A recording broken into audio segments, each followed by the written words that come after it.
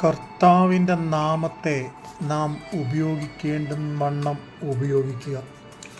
കർത്താവിൻ്റെ നാമത്തിൻ്റെ ശക്തി നാം തിരിച്ചറിയുക. അത് നമ്മളുടെ മേൽ പകരപ്പെട്ടിരിക്കുന്നത് കൊണ്ട് അതിനനുസരിച്ച് നാം നിലനിൽക്കുക. ആവർത്തന പുസ്തകം 28-ാം അധ്യായം അതിൻ്റെ 10-ാം വാക്യം, യഹോവയുടെ നാമം നിൻ്റെ മേൽ വിളിച്ചിരിക്കുന്നു എന്ന് ഭൂമിയിലുള്ള സകല ജാതികളും കണ്ട് നിന്നെ ഭയപ്പെടും. അതെ, യഹോവയുടെ നാമത്തിനൊരു ശക്തിയുണ്ട്. യഹോവയുടെ നാമത്തിലൂടെ വിടുതലുണ്ട്. യഹോവയുടെ നാമം അത്ഭുതം പ്രവർത്തിക്കുന്നതാണ്.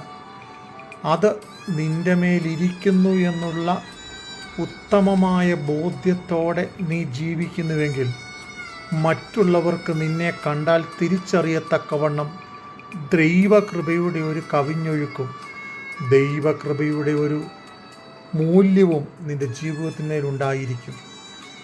അതെ, യഹോവയുടെ നാമം നിൻ്റെ മേൽ വിളിച്ചിരിക്കുന്നു എന്ന് നീ മറന്നു പോകരുത്. കർത്താവിൻ്റെ നാമത്തെ നാം ധരിച്ചിരിക്കുമ്പോൾ നാം മനസ്സിലാക്കുക, നിൻ്റെ ജീവകാലത്തൊരിക്കലും ഒരു ശക്തിക്കും നിൻ്റെ നേരെ നിൽക്കുവാൻ കഴിയത്തില്ല. കാരണം നീ കർത്താവിൻ്റെ നാമത്തെ ധരിച്ചിരിക്കുന്നു. മാത്രമല്ല, ആ ശക്തി നിൻ്റെ മേലുണ്ട്. അതുകൊണ്ടാണ് യോശുവയുടെ പുസ്തകം 1-ാം അധ്യായത്തിൽ അതിൻ്റെ 5-ാം വാക്യം ഇങ്ങനെ പറയുന്നു, നിൻ്റെ ജീവകാലത്തൊരിക്കലും ഒരു ശക്തിക്കും നിൻ്റെ നേരെ നിൽപ്പാൻ കഴിയുന്നില്ല. അതെ, കർത്താവിൻ്റെ നാമം നിൻ്റെ മേൽ നൽകിയിരിക്കുന്നതിൻ്റെ ഉദ്ദേശം എന്താണ്?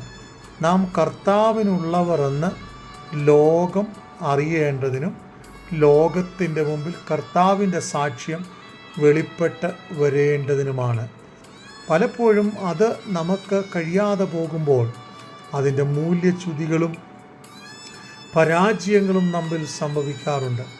ഒരു നീതിമാനെ സംബന്ധിച്ചിടത്തോളം അവൻ സർവശക്തനാണ്.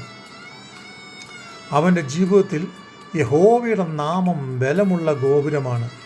നീതിമാൻ അതിലേക്ക് ഓടിച്ചെന്ന് അഭയം പ്രാപിക്കും. ഒരു നീതിമാന് വ്യക്തമായൊരു തിരിച്ചറിവുണ്ടായിരിക്കണം. എന്താണ്? ഞാൻ ബലമുള്ള ഗോപുരത്തിന് കീഴിലാണ് നിൽക്കുന്നത്. മാത്രമല്ല, ഞാൻ അഭയം പ്രാപിക്കുന്ന ദൈവം എന്നെ എല്ലാ അനർത്ഥത്തിൽ നിന്നും വിടുവിപ്പാൻ കഴിവുള്ളവനാണ്. അതുകൊണ്ട് ദൈവം തന്നിരിക്കുന്ന ആയുസ്സും ആരോഗ്യവും ദൈവമക്കളായി നിലനിൽക്കുവാൻ കർത്താവ് നമ്മെ സഹായിക്കട്ടെ.